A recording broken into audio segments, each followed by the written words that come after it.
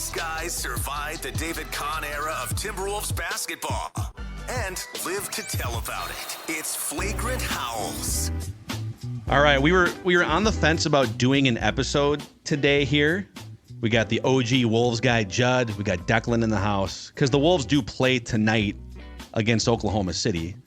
Two teams tied for the Western Conference lead. But sometimes sports dad knows what's good for his sports children. He said, I think we need to have a Chris Finch conversation. There's a lot, like, Saturday night was about as mad as people have been about Chris Finch decisions. And so let's have a Chris Finch conversation. We can also have, there's a couple tentacles off of this.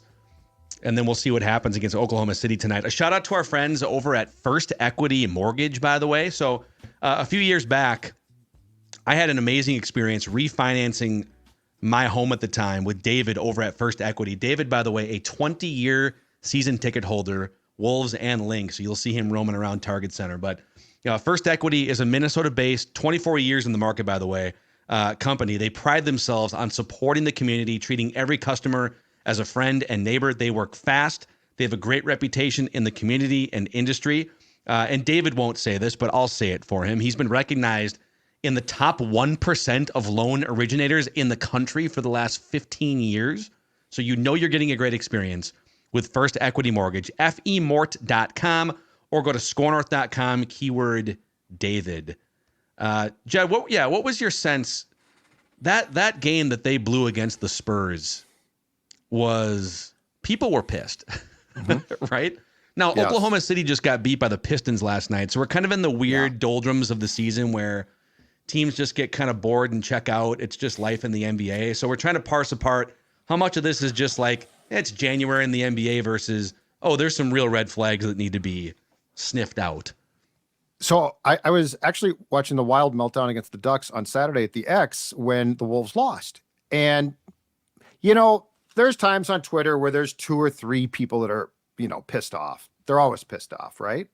But the outrage that I saw on my timeline was huge. It's like, okay, this is a lot. And again, this goes back to, this is a good thing. This is how many the Wolves fans the Wolves have when they're a relevant franchise, which they clearly are right now. Yeah. And I finally, and the outrage was like, Finch has to go. Milwaukee just fired their coach, blah, blah, blah.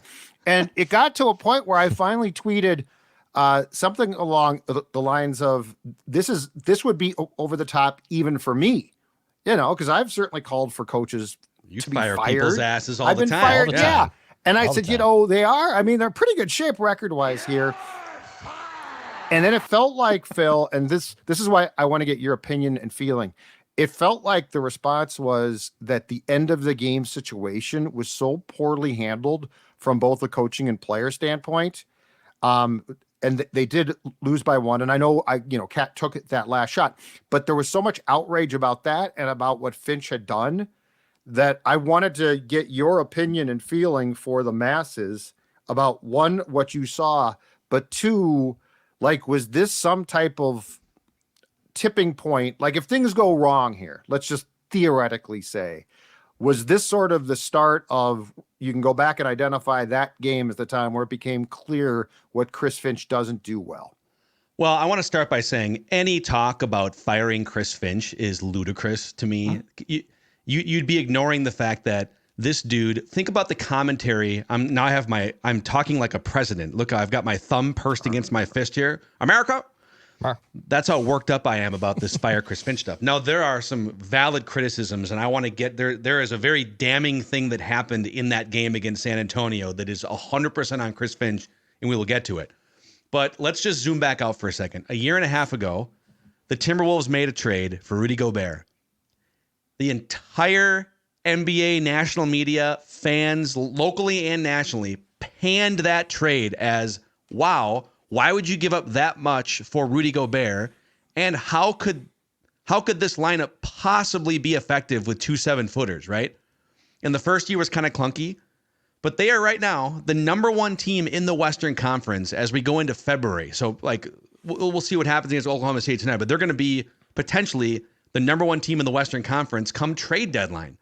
Did anyone think that was a possibility going into the start of this season? So, like, from a macro perspective, Chris Finch has brought pieces together.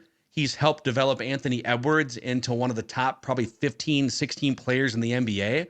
And he has gotten Rudy Gobert and Karl Anthony Towns to work as a thing. So from a big picture standpoint, he is absolutely getting this thing right as the chef, okay? Mm-hmm. From a micro standpoint, against the Spurs the other night, the Wolves played a lineup that included Jordan McLaughlin, Kyle Anderson, Shake Milton, and Rudy Gobert together for 6.5 minutes. Those four guys have never played together this entire season. Those four guys can't shoot worth a lick. Shake Milton's the best shooter in this group, and he's a below league average 3-point shooter in his career. So there's no spacing. So they can't space, they can't shoot. You know, maybe they play, I think the thought was collectively they play better defense than some other combinations. But at the end of the day, in those 6.5 minutes, those four guys were outscored 21-6 by one of the worst teams in the NBA. And so, like, if you just don't put that lineup together and experiment with it in that moment, you probably don't give up a 21-6 run, and you're not in the position that you were when you bring the starters back in, and now the game is, instead of being up by 10, now you're tied. Now there's a whole clutch time conversation too, and that Karl Anthony Towns and Anthony Edwards, who cares how the game got to that point? It's basically a tie game, and you're playing the Spurs. Figure out a way to win the game, right? So there's criticism there too. But, you know, maybe Finch's logic was, hey, you know, there's probably 3 or 4 teams in the NBA that we would experiment with new lineups to see what happens. And the Spurs are one of them. Like, are we going to experiment with that lineup against the Thunder in a couple nights? No. So he might fight back from that perspective. But if you aren't already following, by the way, Howls and Growls, Jake Painting's YouTube channel or Twitter account, he did a great film breakdown of this exact 6.5 minutes showing, hey, you got non-shooter in this corner, non-shooter in this corner over here. And so the Spurs are just ignoring those guys and pinning down in the paint on the pick and roll action. Like, the spacing issues and the shooting issues, even when you have some of your best players on the court, are a problem. But when you take those guys off the court and you're putting this lineup out for 6.5 minutes, I know the Spurs are bad, but that was waving the white flag in a game that you didn't need to. Super, super weird lineup. So macro, Chris Finch, good.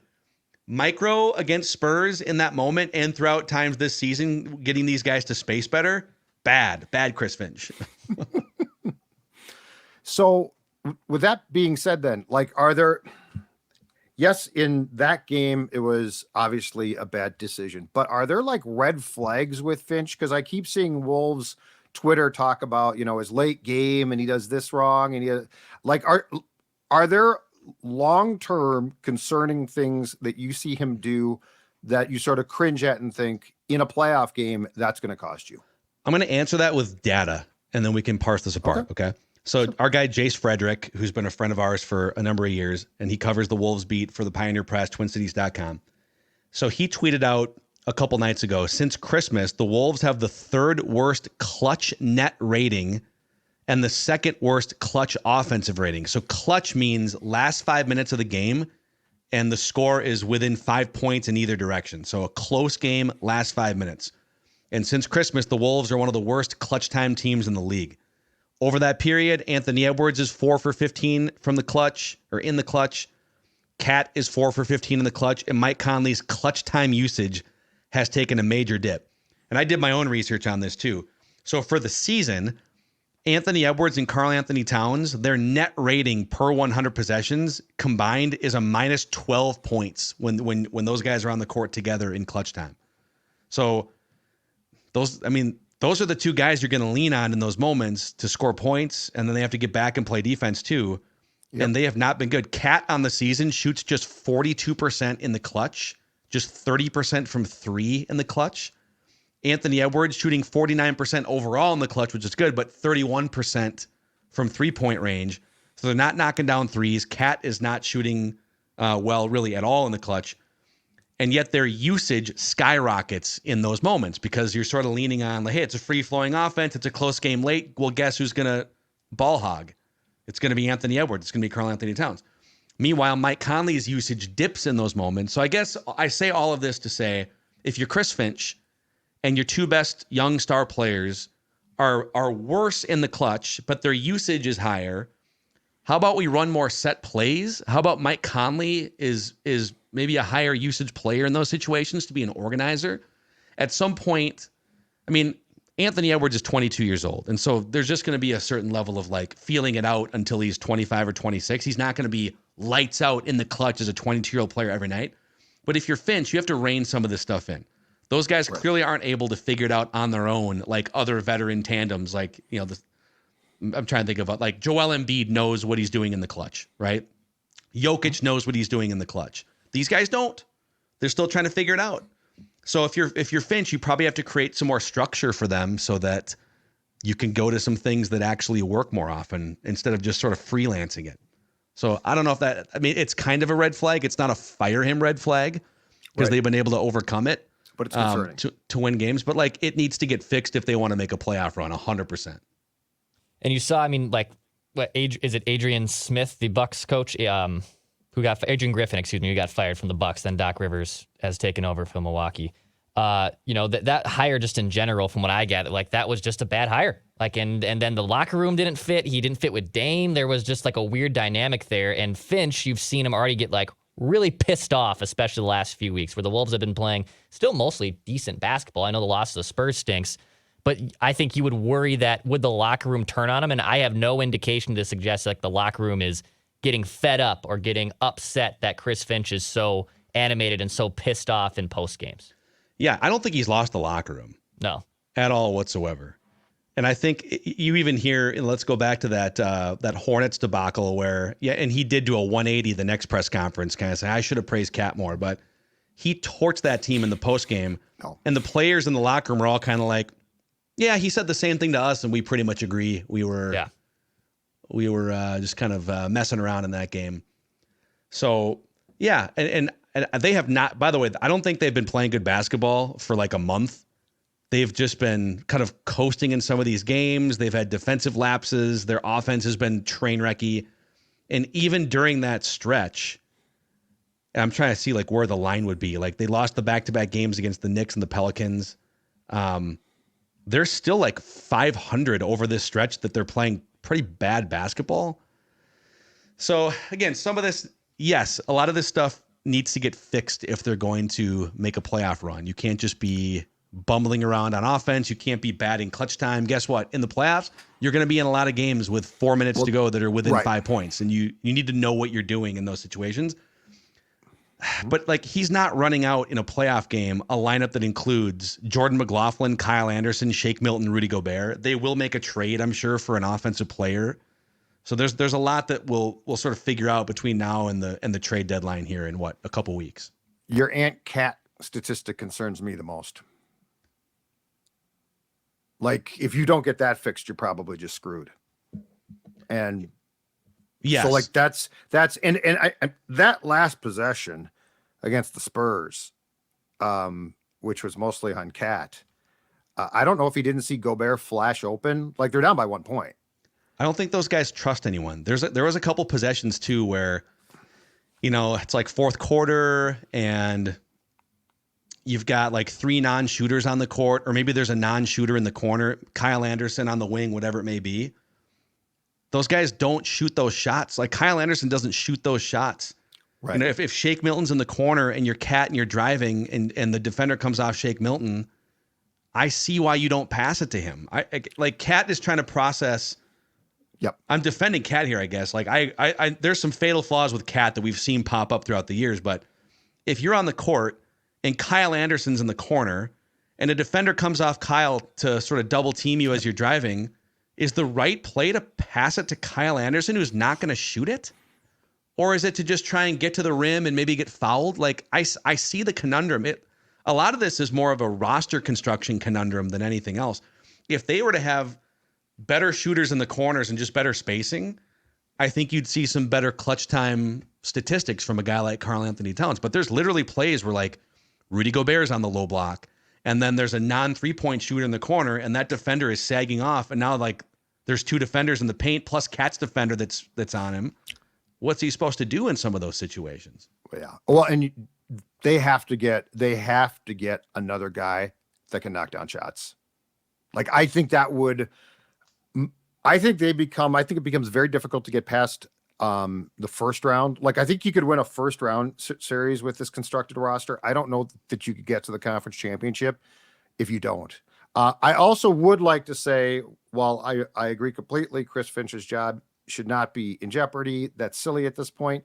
I also would like to sound the panic alarm on one thing, though. I'm growing very concerned about this Mike Conley thing. Hamstrings worry me. Hamstrings and old men worry me more. He is just too important to be like, oh, that's fine. It's just his importance to this team, and in my opinion, on the floor, in uniform, not cheerleading. And this keeps, the game that he missed against Charlotte was originally because of what they said was a hamstring problem. Then he missed the next game because he was sick. Then he came back, and now he's on the injury report for tonight's game against OKC because of the hamstring again. This worries me. Well, he's old, and they've kind of, I'm sure, seen this coming from his career. And once they made that, when they made that trade, they knew that he wasn't going to be an 82 game, 36 minutes a night grinder anymore. So I just wonder. I think, number one, just sit him for a few games if needed. I mean, if you need to sit him for 2 weeks, I'd rather him get the hamstring right now and they kind of flounder and play 500 basketball. Because what's the worst that can happen? You sit him, you're unorganized, you're not going to lose every game. Maybe you drop, because right now there's a 1-game gap between the top 4 teams in the Western Conference. Yeah, you drop to 4th in the Western Conference. I mean, okay. That doesn't really matter. Like, if at the beginning of the season you would have said, hey, the Wolves are going to be the 4th seed in the Western Conference at the end of the year, they're going to win 50 games. If you can get it right, I'm with you. Just sit him. Like, if it's not going to be if you can guarantee me that 2 weeks out gets him right for the rest of the season, I'm totally with you on this. Yeah. And then is there something via trade? And I agree. Our guy Dane Moore put out a tweet that's 100% right. There's a lot of Wolves fans trying to figure out how can we get Tyus Jones to Minnesota here for the rest of the year. He's an expiring contract. And there's ways to make it work with like matching salaries. If you were to take Shake Milton and put him next to Wendell Moore, but like some team is going to offer a 1st-round pick for a stretch run of Tyus Jones because he's a really good player and he's been in playoff games. So I don't know that there's a path, and the Wolves can't trade a 1st-round pick this year. So I don't know that there's a path to getting him. Because that would be great. Okay, now you can just play him for 25 minutes, and maybe there's times where they're both on the court at the same time, but it's going to be hard to get him. What else is out there? Could Monte Morris, who we've talked about from the Pistons, he just played his first game with the Pistons like a week ago, and he's had some injury issues this year, but he was with Tim Connolly's Nuggets team for 5 years as a good combo guard. He's on an expiring contract. But I'm kind of like, I'm on the fence about Kyle Anderson. At his best, which we saw last year, he's one of the top leaders on the team. He's one of the top defenders. He's one of the like Swiss Army knife players that you can play with different lineups. He can play point guard if needed. But he's not as good as he was a year ago. I don't know if it's the eye injury. He's completely irrelevant as an outside shooter now. He's got one of the highest turnover rates. I think the highest turnover rate on the team. He's a huge liability on offense when he's out there. So I don't know that his adaptability and his Swiss Army knifeness and his defense makes up for just how bad the team and the lineup combos are when he's out there offensively. So you're going to have to make a decision on him too. Like, do you trade one of the heartbeat pieces of your team for something that might fit better and see if that fit can integrate in the last 2 months of the year? So it's amazing. We're talking about these things that are kind of sideways and kind of wrong with this team right now. But they're 32-14 and tied for the 1 seed in the Western Conference, which is like the big picture of it is holy crap. And even during the stretch of their season where they're playing the worst basketball, they're like 500 over the last 3 weeks. So it's interesting. The good thing is that they are now being, and it's fun, but they're being held to a standard now too. Like, and they should be, but that meltdown, meltdowns with good teams do cause outrage. Like, ain't nobody talking about the Wild's meltdown against the Ducks because we just don't think that they're good, which has been the Wolves for years. But I do think it's a good sign that the basketball community and basketball fans get pissed off now, because that at least means that they're invested and care. And you know what? As this team succeeds, I think that there's probably going to be more and more of an expectation that if they get beat in 7 games in the first round for the first time in a long time, that's not going to be good enough. Yeah. So no, I think winning a playoff series kind of feels still like that's the next step. Just win a playoff series. It'd be the second year in franchise history where they have advanced in the playoffs. Yep. But also, like, the Thunder got beat by 16 points in Detroit last night. It's January in the NBA, right? And things can be weird. The Thunder also lost games to the Hawks and the Nets a couple weeks ago. So, I mean, even the Nuggets have had stretches this season where lately they've been more dialed in, but they've had some weird losses at times. Like, they lost at home to the Rockets about a month and a half ago. In fact, they lost back-to-back games to the Rockets. They've lost 3 games to the Rockets. There you go. Do you think if Charlotte and or San Antonio had just flat out drilled the Wolves by, let's say, 15, that it wouldn't have caused much dismay? It feels like the nature of the losses. Caused dismay too. It feels like the nature of the defeats is causing the dismay. Yeah, and it should cause a little bit of dismay. But I think sometimes we go from, like, I don't know if it's just the way that we consume sports now. We go from, like, oh, that was a really bad thing. Oh, that's another bad thing, to fire somebody. Well, okay. Well, because Milwaukee, and there's no comparison there. Declan's exactly right. But that's because, you see, well, the Bucks did it. If the Bucks did it. But it also might, we don't know if it's going to work for the Bucks. Yeah. It shouldn't be the norm that you are a top team in your conference and you fire a coach. There has to be some major behind the scenes rotting. Right. For that to happen. So again, the Wolves are still the number 1 team in the NBA defensively. That is the thing that they can hang their hat on, as we talked about last week. And they need to iron some of this stuff out with lineup combos and spacing. And they're definitely a player short. So they need to iron some of this stuff out. If they go through the trade deadline and don't do anything meaningful, then I think there's some major room for criticism. But Tim Conley, if we're counting the Gobert trade as a win, which I am, I mean, that Gobert trade has vaulted them to the best defense in the league and the number 1 seed in the West halfway through year 2. He has nailed every single personnel move since he took office less than 2 years ago. Like, every single one, and has fleeced a couple teams. What's he going to do now? And he knows it. Like, he knows that this team is a player short. They're a shooter short. Their offense needs a boost. Mm-hmm. So we'll see what his next move is. Well, thank you very much. I appreciate the fact that You're you welcome. have calmed the fears. You've calmed the fear. I was just curious because people were exploding. They were so mad. It was a regular season game. They want the coach fired. Even I don't want the coach fired. So I was I felt it was a great time to do a show and to sort of put into context where things stand. Yeah. So macro, Chris Finch, awesome. Micro, Chris Finch, got to fix a couple things. Yeah. And Karl Anthony Towns, Anthony Edwards, you got to be more organized and figure out the clutch time stuff. And Mike Conley probably just needs to be running the show a little bit more. Like, I always get baffled by these teams. What got you to the 10-point lead? Or what got you to your record right now? Ball movement, point guard, organizing, certain actions, and then all of a sudden it turns into, like, Anthony Edwards dribbling the air out of the ball, or Karl Anthony Towns taking on a triple team of defenders. Like, okay, you built a 15-point lead. Did you do it by barreling into 3 defenders for 2 hours? Or did you do it through ball movement and pick and roll action? So tell the audience, by the way, if they want to lose some weight this time of year, Judd, where should they turn to? Oh, it's as simple as this. Livia Weight Control Center is going to help you not only drop that weight, but you're also going to get the first 3 months for free. That's right, 3 months for free. Imagine going into spring, you're down 15, 20 pounds, you're feeling great. And by the way, they're going to help you keep that weight off.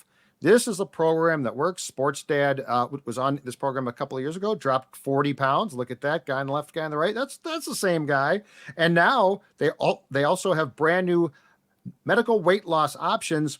And this could be a life changer for a lot of folks because it helps to suppress many of the cravings that make weight loss so difficult. Again, 3 months for free, dropping weight, getting help, and getting your life and your shape back on track. 855-GO-LIVIA, livia.com, LIVEA.com.